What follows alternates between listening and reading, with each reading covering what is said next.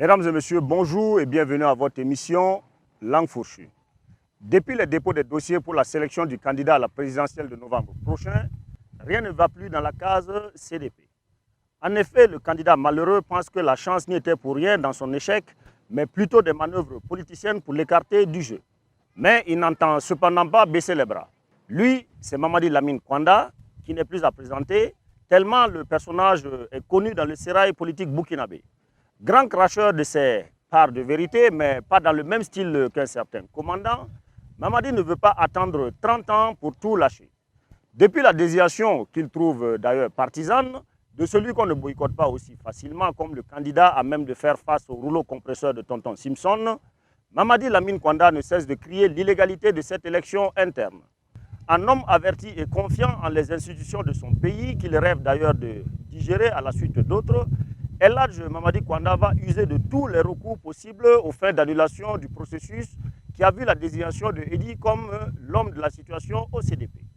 S'appuyant aussi sur une soi-disant lettre du président fondateur qui dresse, non sans une certaine ambiguïté, le profil du représentant idéal de son parti aux prochaines échéances électorales au pays des hommes intègres, Ladji lèvera des lièvres dans la gestion de son parti.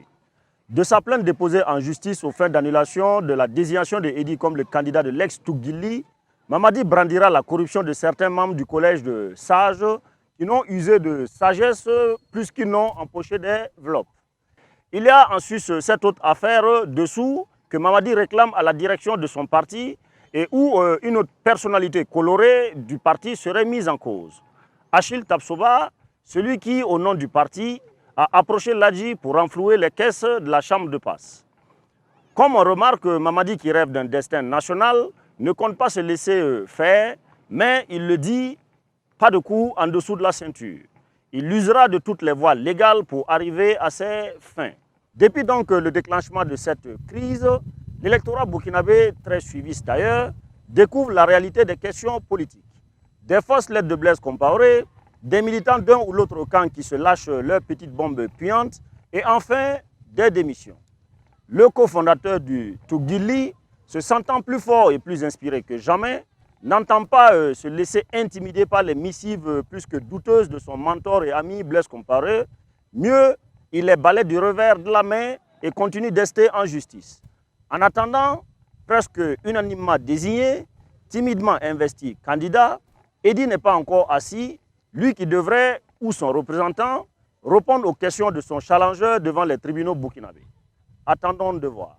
De la cour qui a vu naître l'ODPMT, Ladji réunit son état-major pour ses batailles à venir en attendant la grande bataille.